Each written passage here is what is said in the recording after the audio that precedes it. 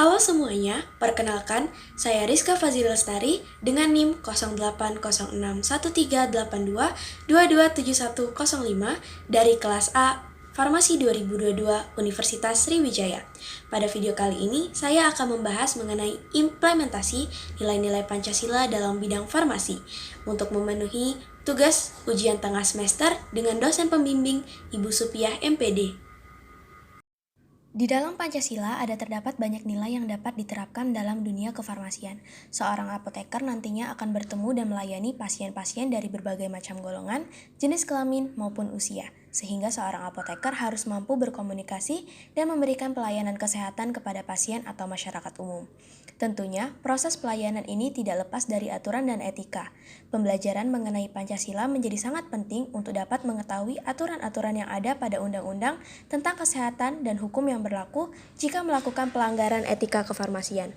Dengan demikian, menjadi seorang farmasis yang andal dan kompeten harus mampu untuk berpegang pada nilai-nilai yang terkandung dalam Pancasila dan mampu mengimplementasikannya dalam kehidupan kefarmasian.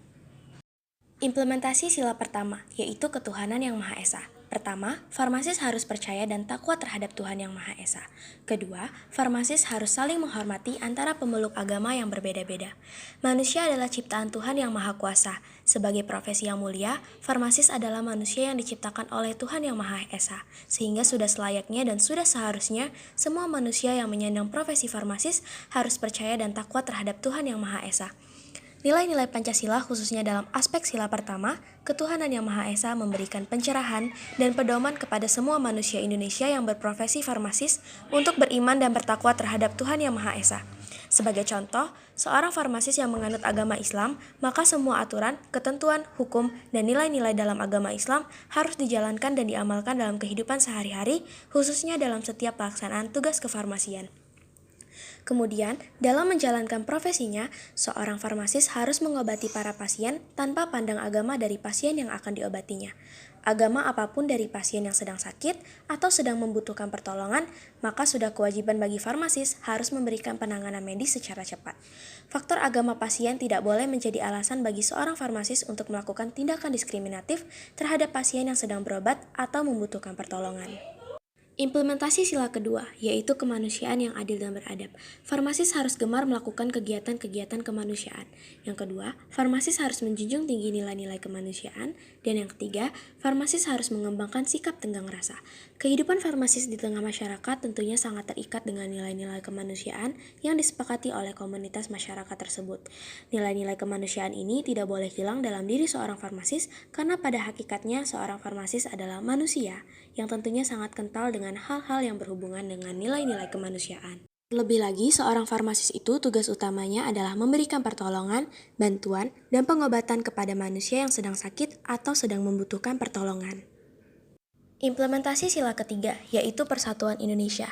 Yang pertama, farmasis harus mengutamakan kepentingan bangsa dan negara. Yang kedua, farmasis harus memiliki jiwa nasionalisme, patriotisme, dan cinta tanah air. Yang ketiga, farmasis harus memajukan pergaulan demi persatuan dan kesatuan bangsa.